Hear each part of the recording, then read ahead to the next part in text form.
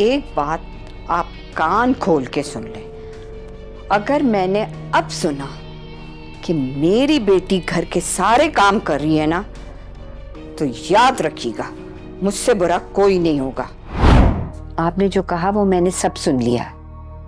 या आप कुछ और कहना चाह रही हैं? जितना मैंने आपको बताया, यकीन करें फौजिया बहन, ये तो कुछ भी नहीं, सबूत आपके सामने है। भला आप खुद ही बताएं, अगर मेरे पैर में चोट लगी थी तो आपको फोन करके वहां से यहाँ नाश्ता मंगवाने की क्या जरूरत थी? बस मैंने आपको आपकी बेटी की हरकतें इस वजह से बताई हैं कि आपने जो कहा मैंने सुन लिया। कुछ और कहना बाकी है? कह दिया, अब आप उसे समझाएं। पहले तो मेरी बात कान खोल के आप सुन लें। पहली फुर्सत में घर में एक नौकरानी रख ले।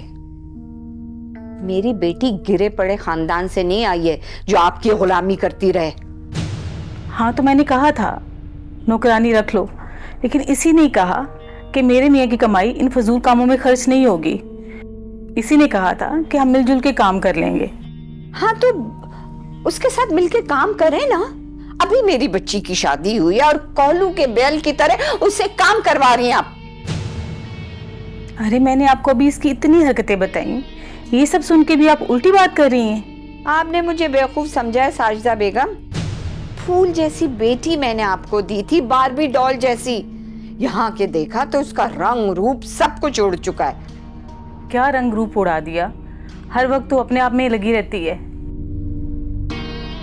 नौकरानी बनाकर तो उसने मुझे रखा हुआ है, तरफदारी करके आप उसे और शायद दे रही हैं। नहीं तो आपकी तरफदारी करूं? शाबाश है। जुल्म आप मेरी बेटी पे कर रही हैं और तरफदारी मैं आपकी करूं। वाह भाई वाह। अरे आप लोग बस चुप हो जाइए। मैंने आपकी और फॉल बातें सारी सुन ली है। कल ही के कल आपने नौकरानी रखनी है, वरना मैं अपनी बेटी को साथ लेकर चली जाऊंगी और आपके बेटे से कह दूंगी कि अच्छा ठीक है, कल नौकरानी रख ले वो। और हाँ,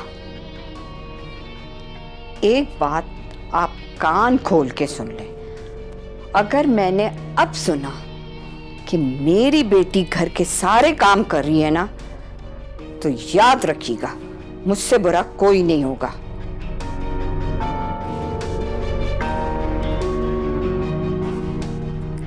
या अल्लाह, मैं कहाँ फंस गई।